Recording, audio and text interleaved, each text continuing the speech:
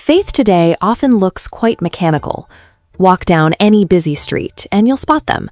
People holding small digital clickers, thumbing through numbers with a high-speed rhythm to hit daily chanting quotas. This habit has moved from the temple to the mainstream. You see it everywhere, from school children in the classroom all the way up to international icons like Virat Kohli, keeping track of their daily repetitions. This intense counting is driven by a specific promise that hitting astronomical targets, 10 million or 100 million chants, will directly manifest material wealth and career success through the sheer volume of the practice.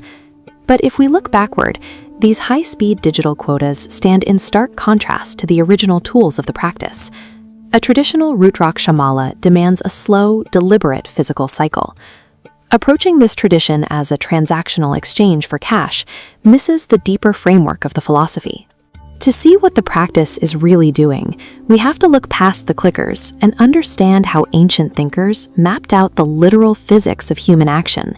Here, Sanatana Dharma frames human existence as a rigid, mathematical system governed by strict rules of cause and effect.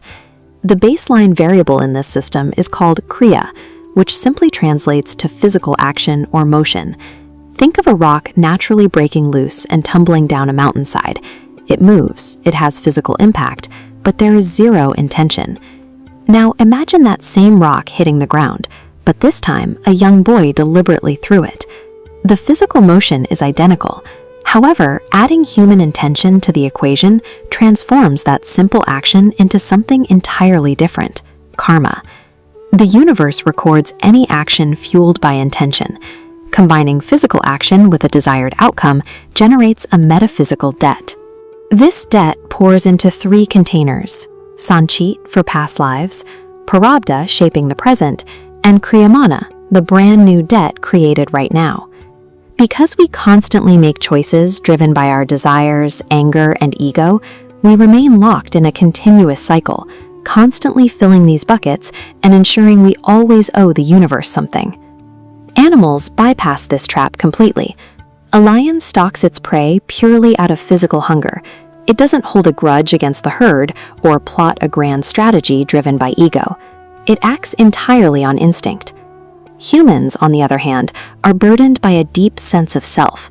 We find it nearly impossible to perform a task without attaching our fears, desires, and complex motivations to it. This is exactly why early philosophers designed Namajapa, the practice of continuous chanting. It operates as a precise psychological tool meant to systematically bypass that human ego. When you repeat a single phrase long enough, the mind adapts. The chant slips into the background, operating on autopilot.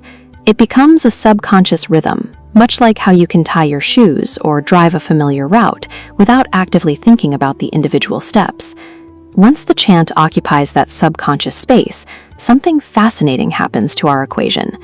The intense focus required to maintain the mental loop drops the intention variable down to zero, instantly severing the flow of new debt into our current ledger.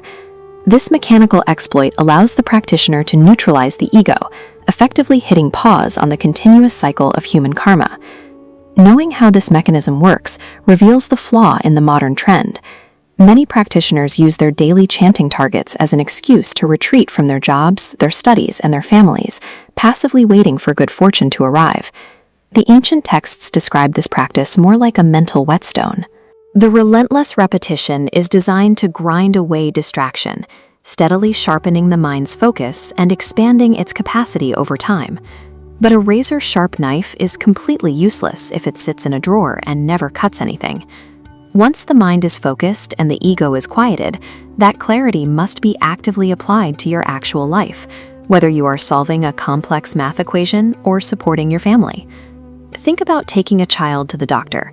A parent will wave a toy to distract them from the pinch of a needle. For a beginner, the chant serves a similar purpose, distracting a chaotic mind from its own destructive impulses. Over time, the practitioner matures.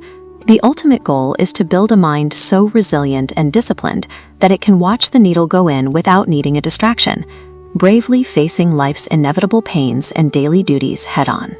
This practice functions as a rigorous training ground for self-mastery, refining the practitioner's ability to engage with the world with absolute, fearless clarity.